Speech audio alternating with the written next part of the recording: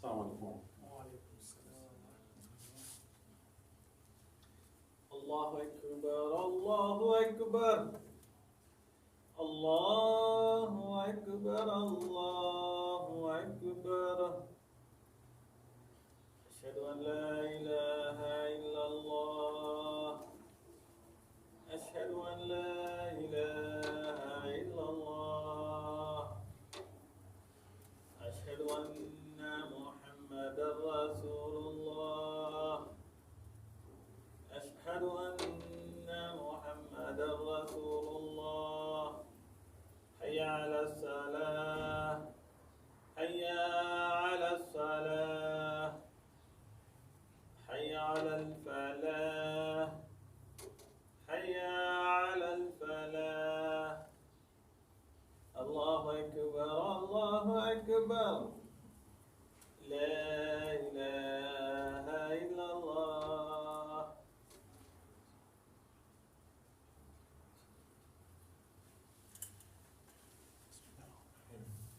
بسم الله الرحمن الرحيم.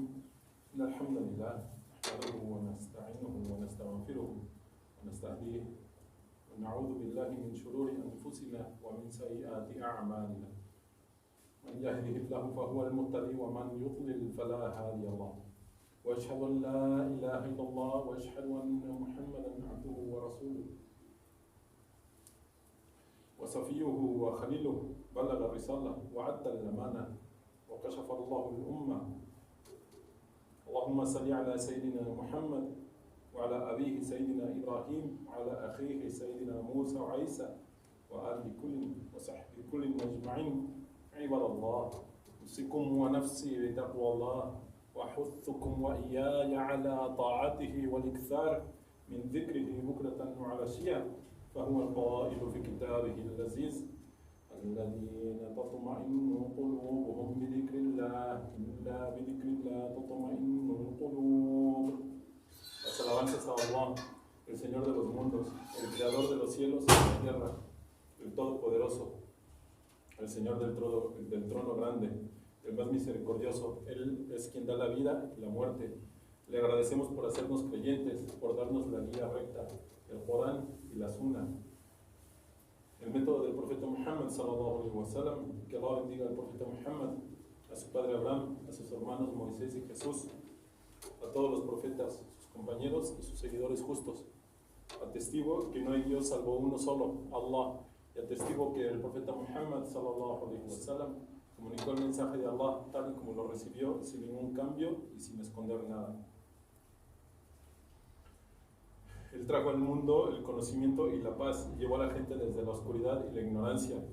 Quien siga su mensaje tendrá el éxito en esta vida y en la otra, y quien lo rechace tendrá la pérdida también en esta vida y en la otra. Hermanos y hermanas, mantengan la piedad y el temor de Allah, mantengan su dhikr, su recuerdo, para obtener la paz y las bendiciones que Él nos prometió. Dice Allah subhanahu wa ta'ala en el Sagrado Corán: quienes crean, aquellos cuyos corazones se tranquilicen con el recuerdo de Allah, así, por el recuerdo de Allah, se tranquilizan los corazones. Queridos hermanos y hermanas, terminamos ya las khutbas de nuestro padre Ibrahim alayhi salam, y vamos a empezar una serie de khutbas sobre nuestro profeta Muhammad sallallahu alaihi wasallam. Debemos de comenzar por el principio, debemos de saber primero, antes que nada, su linaje. Y su nombre era Muhammad, hijo de Abdullah, hijo de Abdul Muttalib, hijo de Hashim, hijo de Abdul Manaf, hijo de Qusay, hijo de Kilab, hijo de Mierda, hijo de Qa'ada, hijo de Lu'ay, hijo de Ghalib, hijo de Fihr, hijo de Malik, hijo de Nadir, hijo de Kinana, hijo de Huzaima, hijo de Ilyas, hijo de Mudar, hijo de Nizar, hijo de Ma'ad, hijo de Adnan, hijo de Ismail e hijo de Ibrahim. Comenzamos reconociendo que hay una de las tribus más importantes en los países árabes, que es la tribu de los Quraysh. Y era una de las tribus más importantes porque provenían directamente de nuestro profeta Ibrahim alayhi salam. Y alrededor de 400 años después de la llegada de nuestro profeta Isa alayhi salam. Y había un hombre de los Quraysh llamado Qusay, y se casó con una mujer llamada de una mujer, hija de Julayl, de los jefes de los Yusá. Y él trajo a parientes suyos y los asentó cerca del valle de la Meca y los puso en un santuario, y estas personas fueron conocidas como los Quraysh de la Ordenada, y mientras que a otros los puso también a los lados en los barrancos, y a ellos, los más alejados, los llamó los Quraysh de los alrededores. Pasó el tiempo e hicieron un pacto llamado el Pacto de los Perfumados y los Confederados. Se empezaron a caldear los sentimientos, y en este pacto incluía en el de que llevaban una jofaina, es como una bandeja, y estaba llena de perfume, y tanto los confederados y los perfumados hicieron un pacto, mojaron sus manos y con ellas tocaron las paredes de la Qa'ada para confirmar el pacto. Y así como fue que el grupo de los perfumados, comandado por los aliados de Abdul, hicieron el juramento de la unión. Dice que los dos bandos estaban a punto de tener conflictos entre ellos, pero los hijos de Abdul debían de tener los títulos para cobrar el tributo y poder dar a los peregrinos alimento y bebida, mientras que los hijos de Abdul tendrían ellos las llaves de la Qa'ada y otros derechos, de los cuales también seguirían siendo de los dos la casa de la asamblea. Hashim estableció dos grandes trayectos de caravanas, una, la de invierno, que corría hacia el Yemen, y la de verano, que llegaba al noreste de Arabia Saudita, y llegaban también tan lejos como Siria y Palestina. Y estas dos caravanas pasaban por todo el trayecto de la ruta del incienso, y uno de los lugares en donde hacían paradas casi siempre era en Yatrib, al norte de la Meca. Hay una de las mujeres más influentes de Hazrai, era Salma, la hija de Amr, del clan de los Nayyar, y Hashim le pidió que se casara con él. Posteriormente Hashim, en uno de sus viajes en la caravana, llega hasta Palestina, se enferma y desgraciadamente fallece allá. Hashim tenía dos hermanos, Abdul Shams y Abdul Muttalib, y tenía un medio hermano pequeño llamado Naufal, y el hermano pequeño de los Hashim, Muttalib, se hizo cargo de los derechos del abastecimiento del agua y de los peregrinos y de recoger el tributo para poderlos alimentar. Muttalib montó a su sobrino con él en el camello, y mientras se acercaba a la Meca, la gente lo vio y les dijo que llevaba a Abdul Muttalib, siendo que él les dijo que no, que él era el hijo menor de su hermano Hashim, y desde ese día fue conocido como Abdul Muttalib, es decir, el siervo de Muttalib. Había en la Meca una parte lindante, que había un semicírculo con una pared baja colindante por los muros, y una parte semicircular en las esquinas norte y noreste de la Qa'ada, y los peregrinos circundaban hasta por afuera de esta parte. Y ahí mismo, en ese espacio, se comprendía que estaba la tumba de Ismael y Hajar. Una noche, mientras allí dormía Abdul Muttalib, sintió que alguien le habló y le dijo: excava la agradable claridad. Cuando le iba a preguntar qué era la agradable claridad, esta persona o esta cosa se desvaneció y ya no pudo preguntarle, pero dice que sintió tal alegría que decidió volver a pasar la noche ahí. Posteriormente, en la segunda noche, volvió y le dijo: excava la beneficencia. Pero cuando le iba a volver a preguntar qué era la beneficencia, la misma figura se desvaneció. Y en la tercera noche le dijo: excava el tesoro escondido. También le iba a volver a preguntar, pero se desvaneció esta figura. En la cuarta noche le dice: excava el Zamzam. Y cuando Abdul Muttalib le pregunta qué era el Zamzam, él le dice: la figura esta, excávala, no lo lamentarás, porque ella es tu herencia, la de tu más grande antepasado. Nunca se secará, ni dejará de proveer agua para toda la muchedumbre de peregrinos. Y por último, hace una súplica y le dice que dijera: agua abundante y cristalina, que abastecerá a los peregrinos durante toda su peregrinación. Y siendo así las indicaciones de Abdul Muttalib, que pudo desenterrar el pozo de Zamzam. Que Allah nos haga de los creyentes, que pongan sinceridad en nuestro corazón, que nos haga de los justos y de los rectos, que nos deje acercarnos a Allah de forma sincera y con el mejor de los actos. Praises to Allah, the Lord of the worlds, the Creator of the heavens, and the earth, the Lord of the great throne, the most merciful, the Almighty. He is the giver of life and death. We thank Him for making us believers, forgive us the right guidance, Quran and Sunnah, method of Prophet Muhammad sallallahu alaihi wasallam, his brother Ibrahim, his brother Moses and Jesus of the prophets, their families and their righteous followers. Dear brothers and sisters, we end with the khutbahs of our father Ibrahim, and we are going to start with a series of khutbahs on the behalf of Allah sallallahu alaihi wasallam. We start from the beginning. We must know what is his genealogy was. His name was Muhammad, son of Abdullah, son of Abdul Muttalib, son of Hashim, son of Abdul Manaf, son of Qusay, son of Kilab, son of Murrah, son of Ka'ab, son of Lu'ay, son of Ghalib, son of Fihr, son of Malik, son of Nadir, son of Kinan, son of Husayma, son of Ilyas, son of Mudar, son of Niza, son of Ma'ad, son of Adnan, son of Ismail, and son of Ibrahim. We start with one of the most recognized tribes of the Arabs, which is the Quraysh tribe. It was one of the most powerful Arab tribes, descendants of our father Ibrahim, about 400 years after the coming of Sayyidina Isa alayhi salam. A Quraysh man named Quzay married with a daughter of Hulayl, who was then the chief of the Juza'a. He brought his closest relatives from among the Quraysh and settled them in the valley next to the sanctuary, and their offspring became known as the whole of Quraysh, while Qusay's more distant relatives established in the roughness of the surrounding hills and the fields beyond the city became known as the surrounding tribes. As time passed, they made a pact, called the Pact of the Perfumed and the Confederates.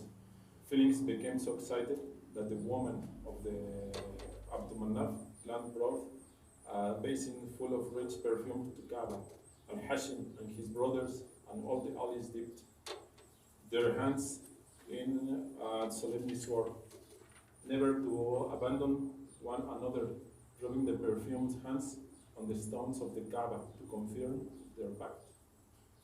It was thus that this group of clans became known as the Perfumes Abduddars, alias to swear an oath of union, and became known as the Confederates. The two sides were about to leave the holy precinct to engage in a battle of the death when a compromise was suggested, and it was agreed that the sons of Abdul Manaf should have in the rights to collect tribute and provide the pilgrims with food and drink, while that the sons of Abdul Dar would return the keys to the Kaaba and their other rights, and that their house would continue to be the house of assembly. Hashim established the two great caravans routes out of Mecca, the winter caravan to Yemen and the summer caravan to northwest Arabia, and beyond into Palestine and Syria. Both journeys ran along the ancient route, and one of the first major stops of the summit caravans was in the oasis of Yathrib, north of Mecca. One of the most influential women in Qusray was Salma, the daughter of the Amr of the Nadir clan, and Hashim asked her to marry him. During one of his trips, Hashim fell ill in Gaza, Palestine, and died here. Hashim and two brothers, Abdul Shams and Muttalib, and a half-brother, Naufal. Hashim's younger brother, Muttalib, took over the rights to supply the pilgrims with water and collected the tribute to feed them. Muttalib took his nephew with him on the camel, and as they rode to Mecca, he heard some onlookers saying on seeing the unknown youth, Abdul Muttalib. They are mistaken, said Muttalib. He is one other than the son of my brother Hashim, From that day on, the young man was affectionately known as Abdul Muttalib. In the Mecca, there are small enclosures surrounded by a low semicircular wall. The two ends of the wall are near to the north and west corners to the house, leaving a passageway for pilgrims. But many of the pilgrims widen their circle and his point and include the enclosure within their orbit, passing around the outside on the low wall. The space it comprises is called Hijr Ismail, signs under the slabs that cover are the tombs of Ismail and Hajar. One night, while he was sleeping there, a figure of vague forms appeared to him in a vision and said, "Take the present light." "What is the present clarity?" he asked, but the speaker vanished. Waking up, Abdul Muttalib felt such happiness and peace of mind that he decided to spend the next night in the same place. The visitor came back and said, "Dig the clarity." But again, his question was left unanswered. The third night, he told him, "Dig up the hidden treasure." And once again the speaker vanished when questioned. But the fourth night, the order was, "Dig the Zamzam." On this occasion, when asking, "What is Zamzam?" his interlocutor said, "Dig it up. You won't regret it, because it is your inheritance, that of your greatest ancestors. It will never dry up, nor will stop providing water all the crowd of pilgrims." Finally, they told him to beg for abundant and crystalline water that will supply the pilgrims during their entire pilgrimage. Following these indications, Abdul Muttalib was able to unearth the sword of Zamzam. May Allah make us believers, put sincerity in our hearts, make us riders, give us strength, guidance, and let us approach Him sincerely, and with the best of deeds. إن في ذلك لذكرى لمن كان له قلب وألقى السميع والشهيد. أقول قولي هذه استغفار الله عز وجل لي ولكم واستغفروه إنه غفور رحيم.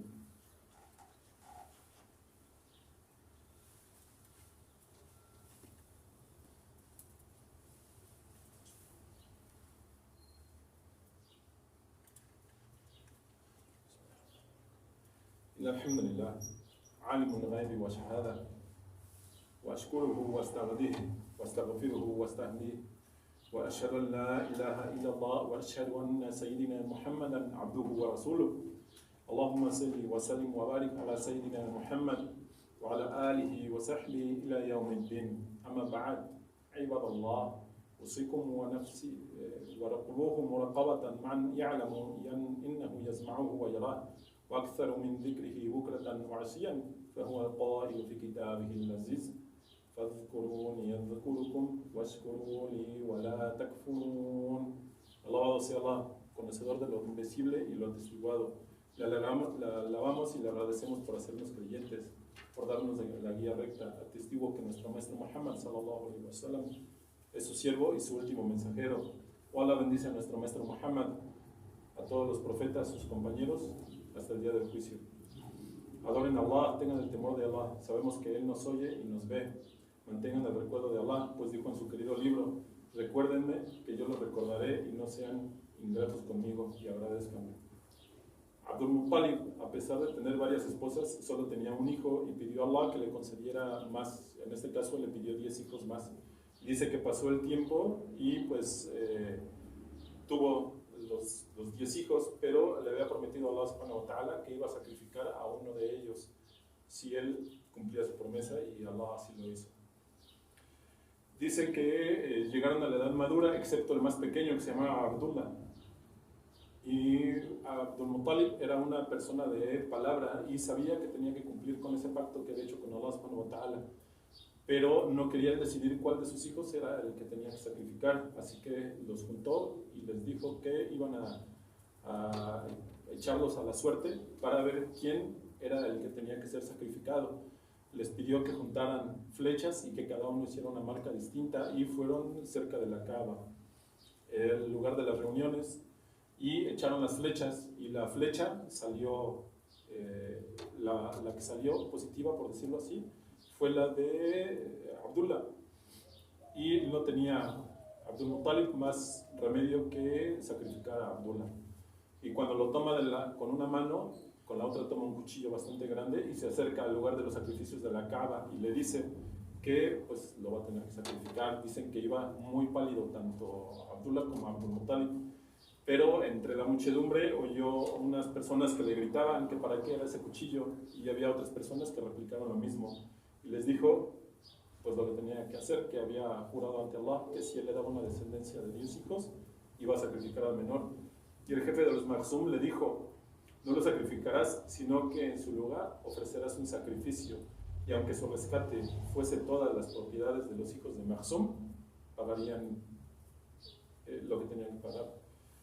Pero se dice que accedieron y que se fue con Abdul Muttalib, con Abdullah y con uno o dos hijos más de él a visitar a una persona, a una mujer sabia que estaba en Yatrib, pero al momento de llegar a Yatrib les dijo que había salido a Jaiba y que estaba allá.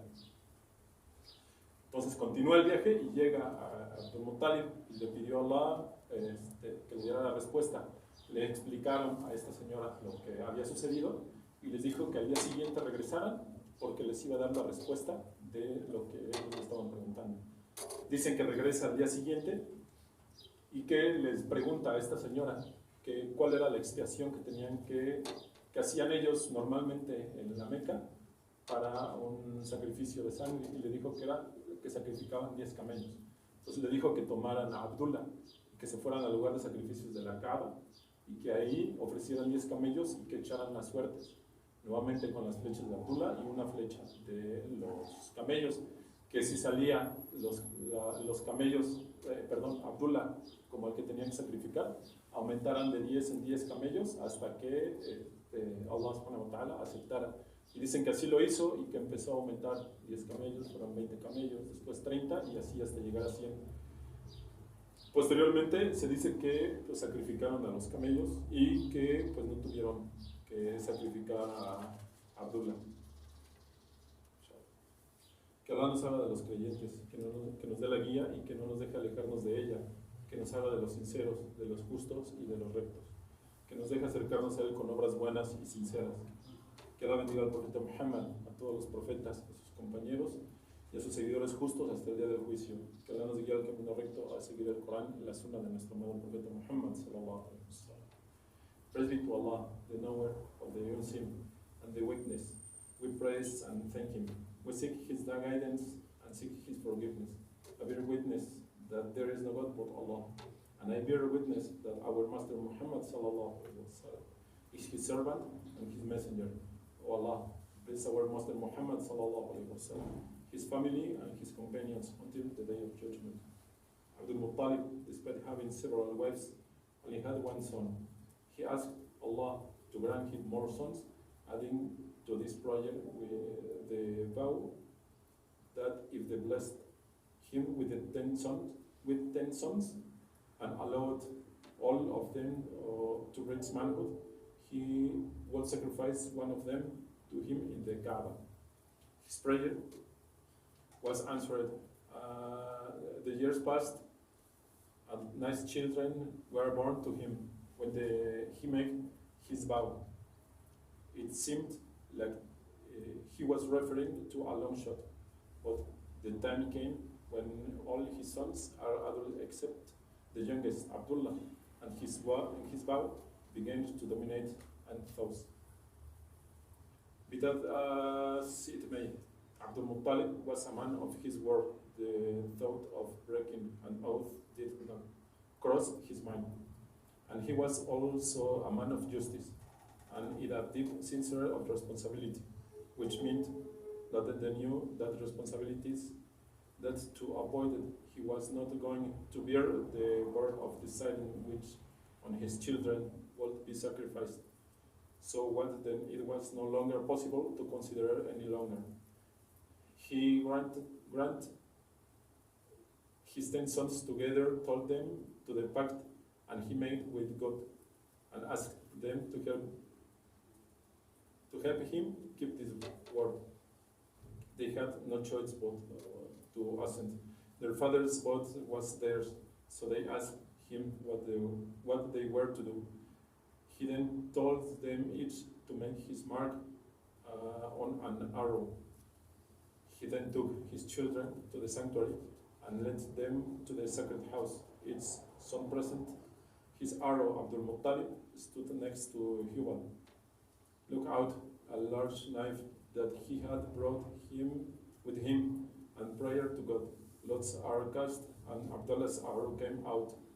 His father took his hand, a knife in the other, headed for the door, intending to go without further delay to the place of sacrifice. By the time the lots had been cast, a large crowd has gathered in the courtyard of the sanctuary. When Abdul Muttalib and Abdullah appeared on the threshold of the Kaaba, both of pale as death, a murmur arose among the Makhzums, for they realized that the alleged victim was some of their sister sons. Why that knife? A voice shouted, and others repeat the question, though they all knew what the answer was. Abdul Muttalib began to tell them his vow, but was interrupted by Mughira, the head of the Makhzum, who will not sacrifice him, but instead you will offer a sacrifice, and even of his ransom. They are all of property of the sons of Makhzum. We will written by the Abdullah's brother, has left the holy house. Neither of them had spoken. But now they turned to their father and begged him to separate their brother and offer any other sacrifice as atonement. Finally, however, he read to consult the certain wise woman of Yathrib who called them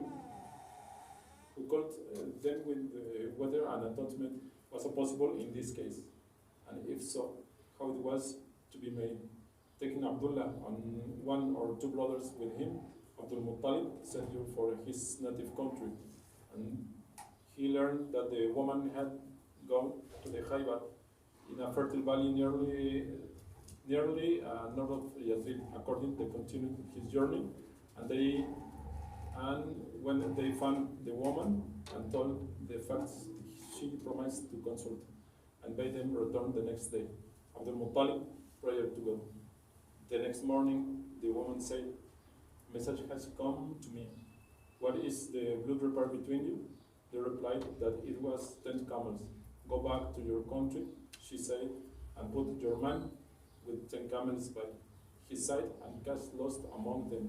If the arrow falls against your man, add more camels and cast the lots of again. If necessary, add more camels until your Lord accepts them, and the arrow falls against them.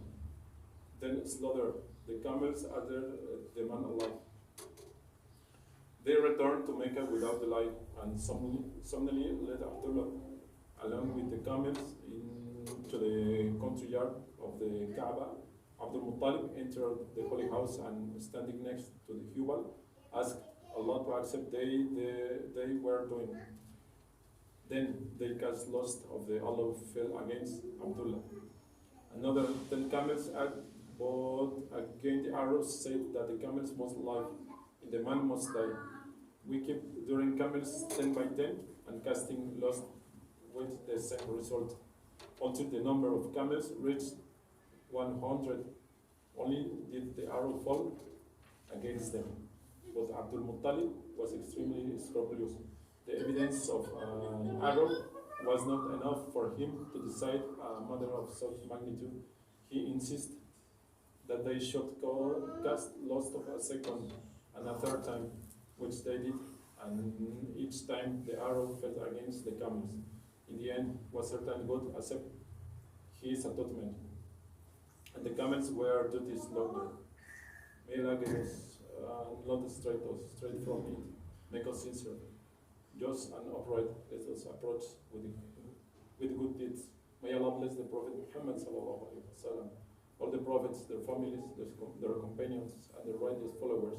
May Allah guide us to the right path to follow the Quran and the Sunnah of our beloved Prophet Muhammad sallallahu alaihi wasallam. أيها إخوة المؤمنون يعلم أنه تعالى صلى وسلم على نبيه وأمرنا بالصلاة عليه. إن الله وملائكته يصلون على النبي يا أيها الذين صلوا عليه وسلموا تسليما. إني داع فآمنوا. اللهم صل على سيدنا محمد النبي الأمي وعلى آله وصحبه وسلم تسليما كثيرا.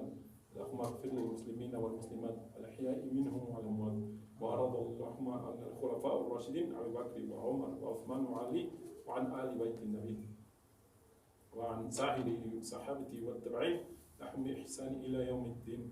وصلى اللهم على سيدنا محمد وعلى أصحابه أجمعين. آمين. عباد الله، إن الله يأمر بالعدل والإحسان وإيتاء ذي القربى وينهى عن الفحشاء والمنكر والبغي يعظكم لعلكم تذكرون.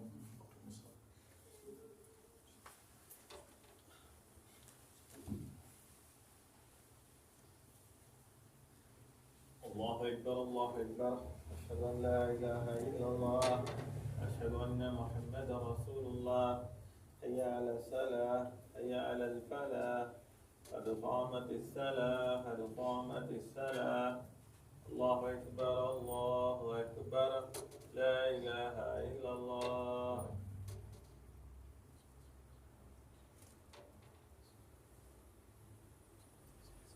الله أكبر.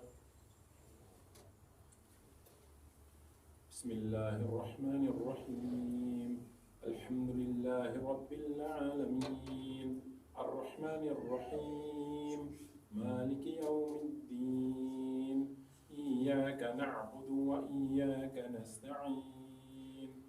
اهدنا الصراط المستقيم صراط الذين أنعمت عليهم غير المغضوب عليهم ولا الضالين.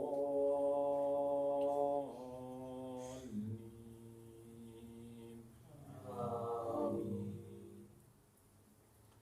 يوم يكشف عن ساق ويدعون إلى السجود فلا يستطيعون خاشعة أبصارهم ترهقهم ذلة وقد كانوا يدعون إلى السجود وهم سالمون.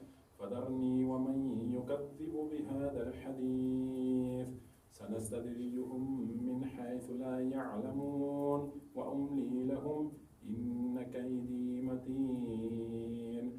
أم تسألهم أجرا فهم من مغرم مثقلون أم عندهم الغيب فهم يكتبون. فاصبر لحكم ربك ولا تكن كصاحب الحوت إذ نادى وهو مكظوم لولا أن تداركه نعمة من ربه لنبذ بالأراء وهو مذموم فاجتباه ربه فجعله من الصالحين.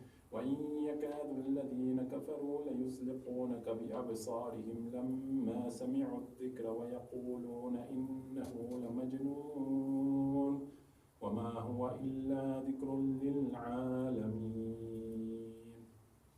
الله أكبر.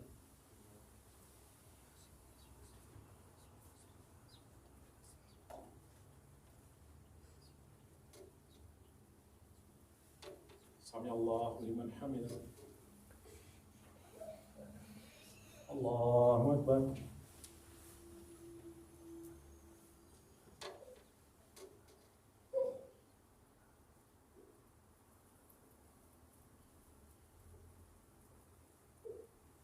الله أكبر. الله أكبر.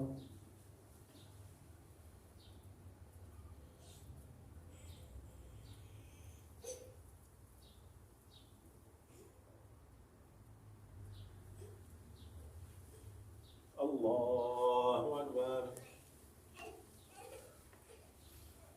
بسم الله الرحمن الرحيم الحمد لله رب العالمين الرحمن الرحيم مالك يوم الدين إياك نعبد وإياك نستعين اهدنا الصراط المستقيم صراط الذين أنعمت عليهم غير المغضوب عليهم ولا الضالين آمين.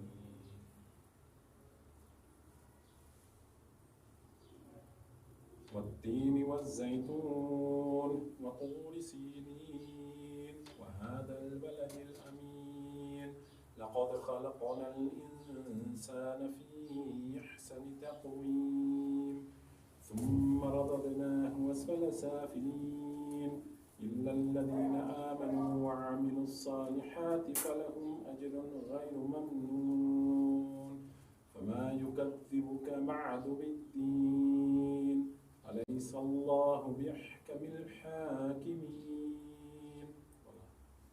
الله أكبر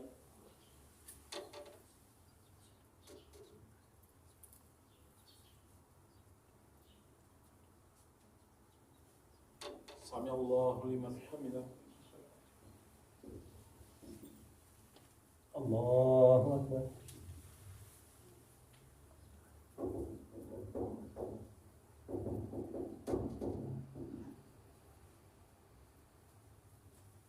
الله أكبر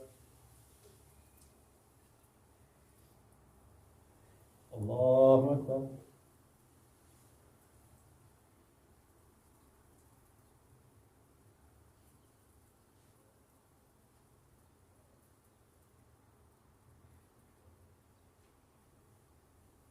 الله أكبر